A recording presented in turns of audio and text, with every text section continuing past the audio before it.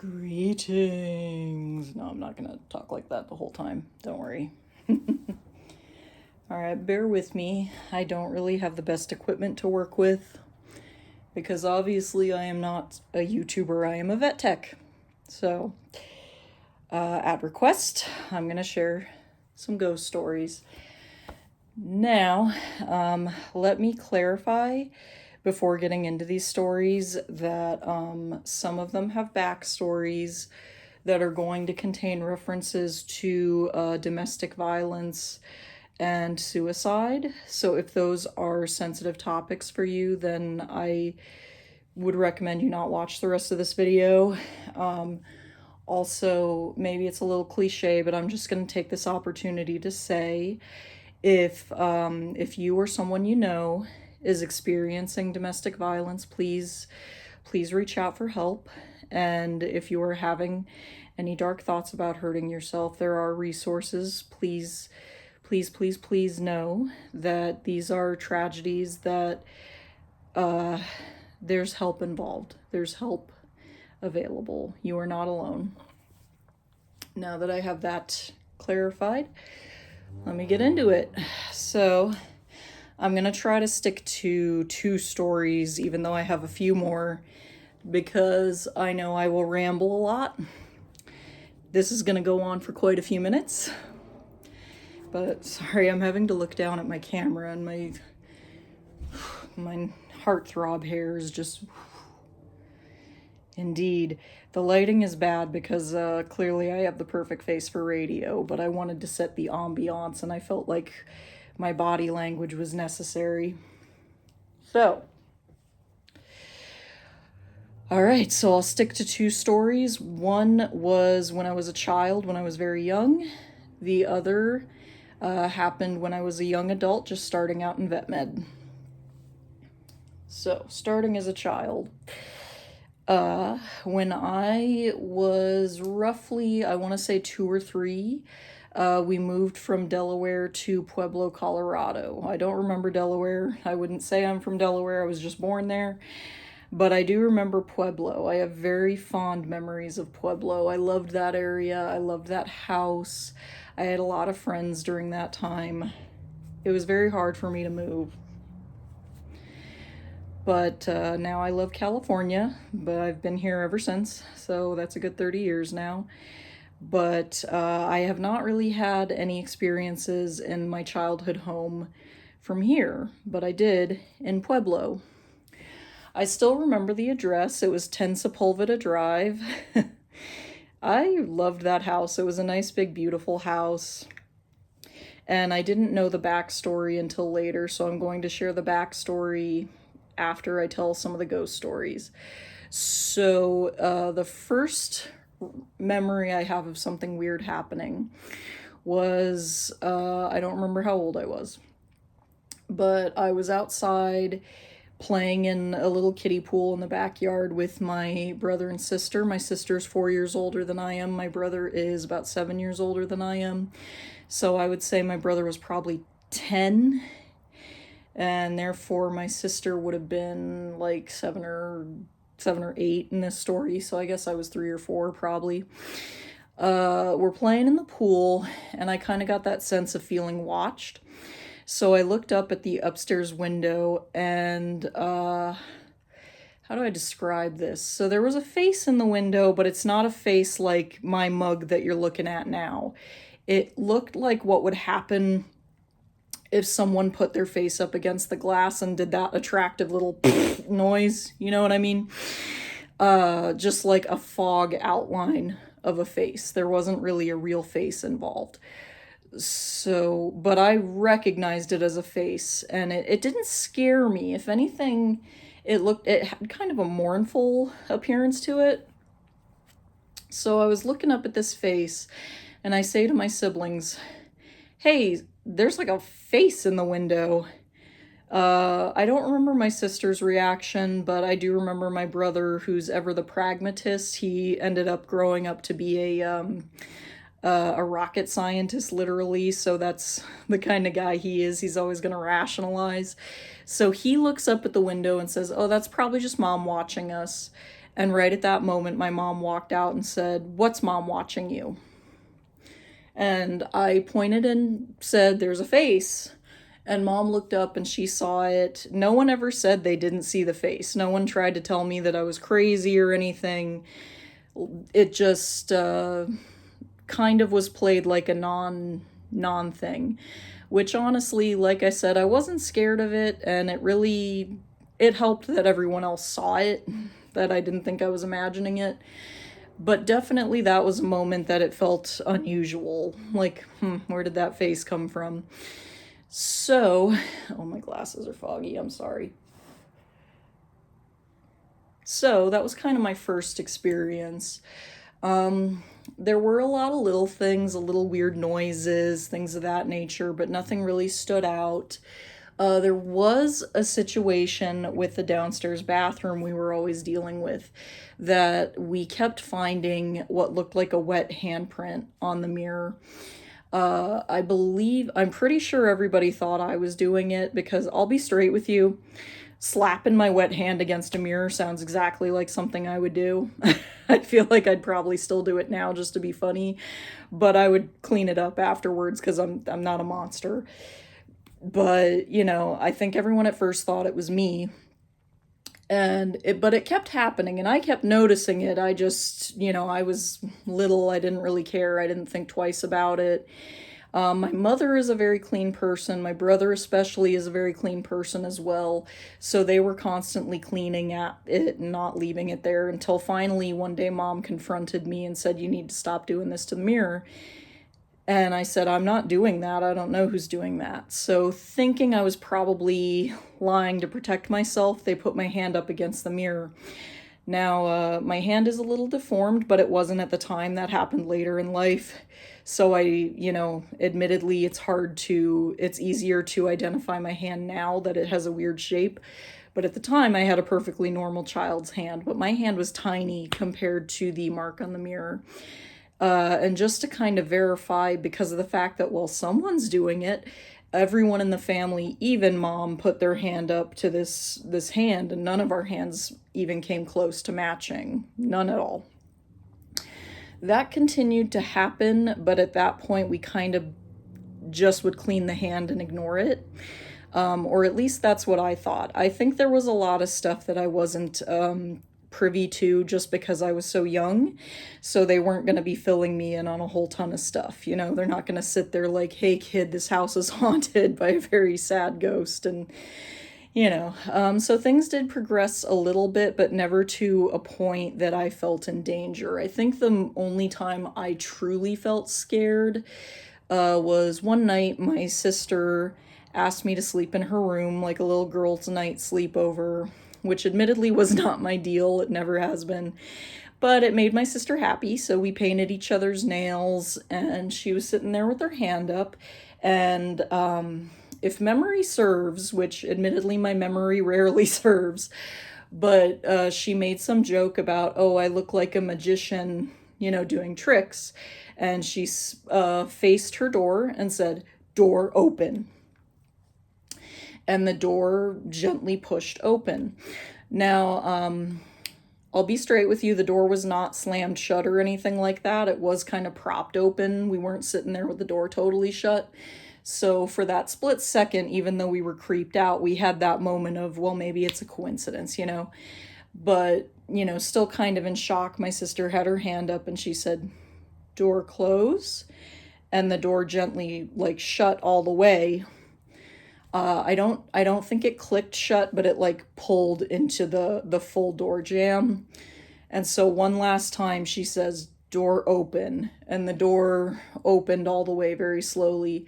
At which point my my sister and myself jumped up and ran out of the room screaming. We tried to show mom and dad and everyone, but the door didn't want to replicate it. My sister told me later that the door kind of wiggled after everyone left, that she looked at the door like, "Oh, okay, so of course you're not going to do it for everyone else," and then the door kind of wiggled. So I mean, at the time I'm sure that's terrifying, but looking back now, honestly, that's kind of funny. That's kind of funny, I'm not gonna lie. That's totally something I would do as a ghost. That's hilarious. One of the biggest experiences I was nearby for actually happened to my mom. So a thing you'll want to know about me that's important. I had perfect attendance from junior high all the way through high school, and I rarely called out sick before then. I usually would use one sick day, and I'd have to be really sick to use it. I did not like missing school. I'm still like that with work, in fact, that I have to be pretty sick in order to actually call out. So this has been pretty consistent with me, and my mom knew this. So one morning I woke up like I was trembling. I don't remember if I was vomiting or that kind of sick, but I was very ill, very very ill. And no, this wasn't the ghost. This was just that I was sick. So mom made the decision like, no, you're not going to school. We're going to stay home and rest.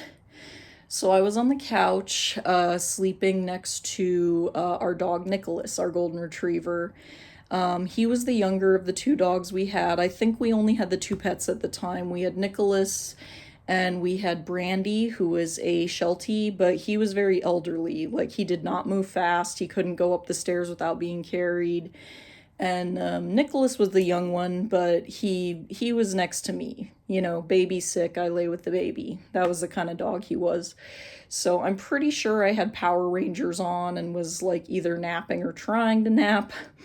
Mom is pushing around the vacuum, and I suddenly hear her get like big mad, like big, big mad. So she starts screaming up the stairs, you know, full name, Brianna Lane Nelson, you're supposed to be sick. I'm so disappointed in you. And it startles me because I'm like, what? I'm just sitting here. And I look up and I realize she's looking up the stairs. So I'm thinking, what did I leave upstairs that's making her think I'm secretly faking being ill? So, you know, I said something like, what? And she suddenly looks at me, and I see the realization hit her face that I'm on the couch. And she looks at me and she says, have you been there the whole time? And I'm sitting there, the dog's sitting there sound asleep. There's no one else in the house. And I'm like, yes, I've been here the whole time. So she kind of kept looking back and forth, and she said, what ran into me? And I looked at her and I said, I wasn't looking. I don't know. I didn't see anything. And she said, no, something ran into me and then ran up the stairs. I felt it hit me. I felt the breeze go by me. I saw it go up the stairs. There's something just ran into me. But, you know, I didn't see anything. And I mean, especially as like a young child, like I didn't even have any fun quips to make, just like, I'm sorry, I didn't see anything. So that really troubled my mother. That's something that sticks with her. She still tells that story to this day, and it gives her a chill. My sister did share a few stories with me, that she would see pictures in the floor, things like weapons and things of that nature, stuff she wasn't super familiar with. I mean, my brother is a Civil War buff, so we were familiar with Civil War weapons at young ages, but you can imagine Civil War weapons are much different from modern day weapons. So, you know, you don't necessarily have those modern ones in your brain to say, I swear I'm seeing pictures in the floor. And on at least one occasion, she mentioned someone came into her room and quietly, shh. I don't know if it felt menacing to her or not, but I imagine it would be pretty scary either way. So I didn't know any of the backstory until much later on, when I was old enough to kind of understand the situation. And I'll be straight with you, because of the fact that I was worried that justice wasn't truly served. I have tried to look up the situation. I haven't been able to verify the names or anything. I don't know the names. So it is actually my hope to figure out if I can verify the backstory and if there's something that can be done for justice someday, because this actually does keep me up at night thinking that this woman's still haunting the house because she didn't get justice. But here's the story as I understand it. When my parents bought the house, I'm not sure who owned it right before us, if they bought it from these people or an estate sale or anything like that. But someone who lived in the house not long before we moved there was a couple who I believe had grown children. The husband was a police officer who was rumored to be corrupt. And after the children moved out of the house, the wife said, "I've had it with your abuse. I'm leaving." So, in the process of her starting her new life, she was suddenly found dead, like outside of her office or apartment building or something like that. And they called it a suicide, which my understanding was there was no evidence of that, and that the weapon used was in the back seat of the car while she was in the front seat, which, put that together as you will. There were some stories that calls had been made about him pushing her into the bathroom mirror and injuring her hand, and stories of neighbors hearing her screaming and running away from her in the house. Oh, God. So, yeah, so I don't believe she had justice. So, in addition to the fact that they're kind of fun stories to share, I want this story to be known because again, if you're experiencing abuse, there is help to be had. And B, if we can verify who this person was and if it is the true backstory and not just rumors that got turned up over the years, I want to find a way to fix it for her. So, all right, now story number 2. So when I started in vet med, I want to say I was 21 or 22, one of those things. So I worked at a hospital, like I had a couple smaller jobs like volunteering and like intern positions, but my first job was as a receptionist / kennel attendant at this hospital that had a boarding kennel and was a general practice and all that. And it had been owned by this one doctor. To avoid using names, I'm just going to say Dr. F. People who know me probably already know who he is, but in case this video gets around, we're just going to say Dr. F because it's a personal story. He previously had owned the hospital and had sold it to retire. In kind of a funny coincidence, it turned out he also sold his house to my music teacher, who's still my music teacher to this day. Taught me bass and ukulele and all that, because he was retiring. Now, when he retired, he had set up this dream trip with his wife that they were going to go to Africa. He'd wanted to do this his whole life. And right before it happened, his stepson, his wife's son, unfortunately took his life. I don't know anything besides that detail. I do know that understandably at that point, his wife said, "I'm not up for this trip, but I think you should go. I think you should go and have this trip of your life, because who's to say when you'll get the chance again, and go have a great trip." So he went, and unfortunately, while on the trip, he suffered a fatal heart attack. When I heard that story, it broke my heart, because, I mean, this is a guy I had heard a fair amount about already, that he was very funny, that he had the biggest heart, that he was so good with animals, and I felt a certain kinship to him too. I mean, I have to admit, I don't think I would survive a trip to Africa because of the heat. I'm very heat sensitive, and like I'm feeling lightheaded now, and I'm sitting in an apartment next to an open window. So I don't, but I also love jungle themed stuff. I love wildlife, and if my health had held up better, I might have wanted to look into wildlife rehab. Like I was even thinking about that at the time too, as being a goal someday. So I really immediately felt like a kinship with him, and I felt kind of sad for him, He finally gets to take a break and enjoy life. He gets his dream trip, and he loses his stepson, who, for all I know, they were close. I don't know what that relationship was, but it couldn't have been easy on him. And then he doesn't even get to finish his trip. And oh my gosh, his poor wife. So, the building had been bought out and was now owned by other people.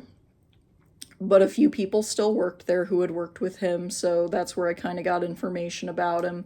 I was initially nervous when they told me that he was haunting the place because I remembered being a child and having some experiences, and I thought, I don't know if I want to deal with that now that I'm old enough to understand it.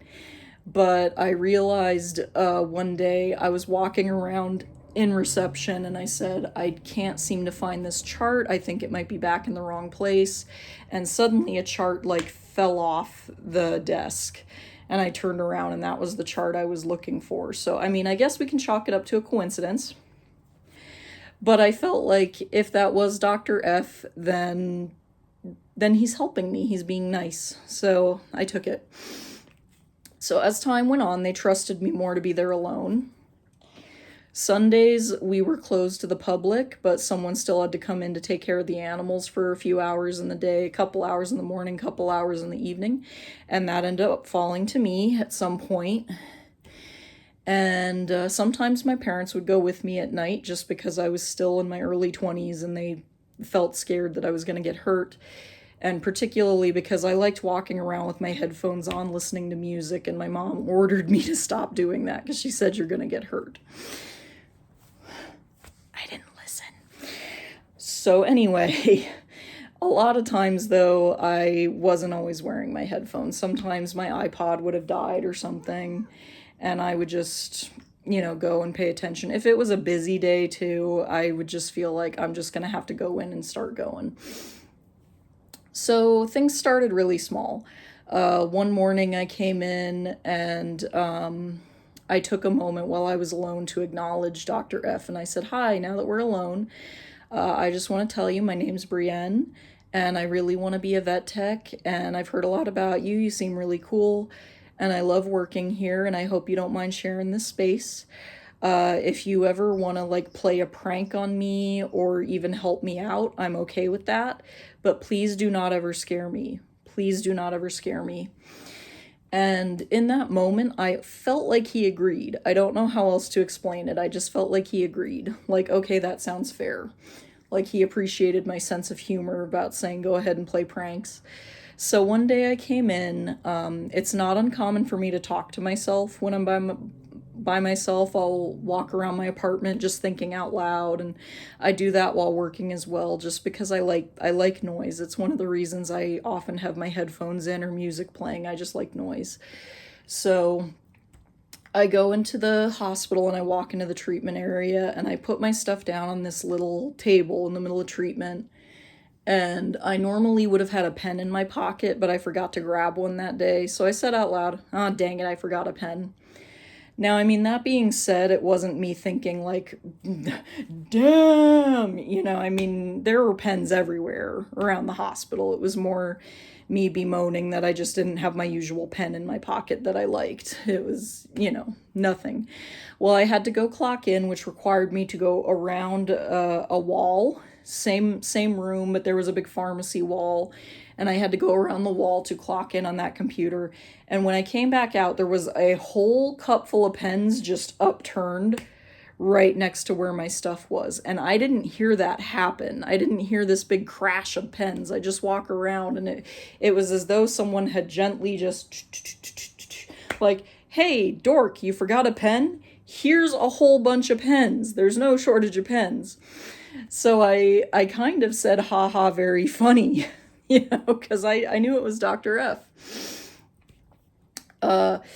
And one time there was a very big crowd of dogs. My mother came with me that evening. It was one of those holiday weekends. My parents would come with me, but they often wouldn't touch anything because I wouldn't let them, you know what I mean? Because it's a liability. It was more they were concerned about someone sneaking up on me while I was alone there. And, because I flat out said, I don't want you touching the pets or anything, because if anything happens, and they completely understood. My mom sometimes was willing to bend the rules and would quietly like wash dishes or fill a mop bucket or something because that's what moms do. They gotta help their kids out. So that's what mom would do. I would just round the corner and be like, "Mom, you're washing dishes, stop it." And she'd be like, "No, I'm helping you because I know you need to get these dishes done and I know you're not gonna want to leave, so I'm gonna get these dishes done while you take care of the dogs." And uh so she went to fill the mop bucket while I wasn't paying attention, and there was a dog in the little isolated kennel. He was one of my coworkers' pets who was very dog reactive, so he tended to do best on his own. He was a very good boy. Like, I want to state that. It's not important to the story, but in case my friend sees this video, he was a very good boy. I loved when he boarded with us. I know he was dog reactive, but I always loved loved when he was there, even when he was being a little grumper, because he still was a big sweetheart. He didn't bite at me or anything. He was a good boy. He was loud, however, he had a lot of opinions, but all the dogs did at this point because they were telling me, "Oh, good, you're here. Pardon me. We need walks. We need walks. We need to go get our food and everything." So my mom's out there filling the mop bucket right next to that room, and this dog is barking, and suddenly mom hears a male's voice, and she described it as very comforting that she heard this, and it unnerved her, but she said it didn't feel threatening at all. And when she told me that, I said, "That's Dr. F." You know, there was one time I did actually get scared in there, but it was not Dr. F. So before it became a vet hospital, it had been a bank, and I have no idea what happened there before. I have no idea. So it was not uncommon while I was working on Sunday for coworkers to come in to drop off a pet for overnight boarding or to get something they forgot. One time, a doctor even kind of hid in the office, finishing writing up charts. They like to choose that time because it's less creepy when there's two of you in there, and because they knew the alarm would be turned off. So it's like one less thing to worry about, you know. But that didn't happen regularly, but it wasn't uncommon. This particular day, oh hi Frankie, the cat decided to join me. This particular day, I was by myself. My parents hadn't come with me that evening, and I knew one of the lady doctors, I'm going to specify lady because that's going to be important, was going to come by and drop off her dog. So I was like ready to hear a woman come in. So there were a few doors to get into the kennel. There was the back door, which would get you all the way out into like where we would walk the dogs and everything. But there was no way to unlock that door. There wasn't a working key to it or anything. So we did have like a gate around it, and we would often leave that door kind of propped open to air out the place. But that was not a common point of entry except during working hours. And I believe I had closed the door at this point, if memory serves, because I didn't want to be snuck up on because I was alone. Then the other door was the one that went into the hallway where the mop bucket and closet and all that were in the ISO kennel. And then there was a door kind of in the middle that would go into the treatment area. So the doctor came in through the hallway door and just went directly through that way because it was the path of least resistance, as she put it. She got her dog's bed set up, got her meds, gave her one last walk, and said, "Don't worry, you won't have to do anything with her till morning. Thanks, and, have a good evening." And pleasant exchange, but she didn't stay long. It was maybe a few minutes. So 15 to 20 minutes later, I had caught up with the stuff of immediacy, like the making sure the dogs were walked and had food and were in clean kennels, that kind of thing. And I was doing the busy work, so to speak. Well, not busy work, it's important. I was trying to get dishes clean, get laundry going, get stuff done that can pile up if you don't do it while you have a moment. And suddenly I heard a woman's voice, and it was very abrupt. It almost sounded terrified. And because of the fact that I wasn't expecting anyone else to come back, it startled me. The voice shouted, "Who's in here?" And I mean, it startled me so much, I dropped the dish I was working on, just clank. And it took me a second, and I figured one of my other coworkers had come in. I did have a coworker who had a tendency to yell everything, so I was expecting it to be her. I in fact was kind of annoyed, so I turned around, kind of with a tone, and went, "I'm in here." And I kind of paused, waiting for someone to say something, and there was nothing. Like, not even the dogs, you know what I mean? So I paused for a moment, and then I repeated, like, kind of more inquisitively, "I'm in here," and nothing. So, kind of just with the thought process, the way the doors open, the treatment door would be the one that would make more sense for someone to pop their head in and say, "Who's in here?" and then leave without me hearing the door. So I went through the treatment door to see who had walked in, and I didn't see anyone, but there was a hallway that led through treatment out to the front that had all this stuff that we would hang on it. It would have like the schedules, the whiteboard with all the dogs staying with us, important notices, and all of these papers were strewn about the floor. They'd all been knocked off and were knocked all over the floor. And I was really confused about this. I had no idea how this could have happened because in the 4 years that I worked there, I had not before or since seen a situation where the papers ever fell off like that. People walked by that thing more times a day than you could count. And the only thing I can imagine is someone literally walking by, knocking them off the wall. So I had to put them back up. So thankfully, I was just about done because I kind of rushed to pick up and left at that point. I have no idea what that was. No idea what that was. So I know I said 2 ghost stories, but I'm going to give you a bonus one because I want to end this on kind of a lighter note. So I pet sit. I pet sit a lot, and one of the first pets that I would care for is this cat named Oli. I love him a lot. Oli used to have a brother named Lars. Shortly, I want to say within the year of when I first started pet sitting them, Lars unfortunately passed away unexpectedly.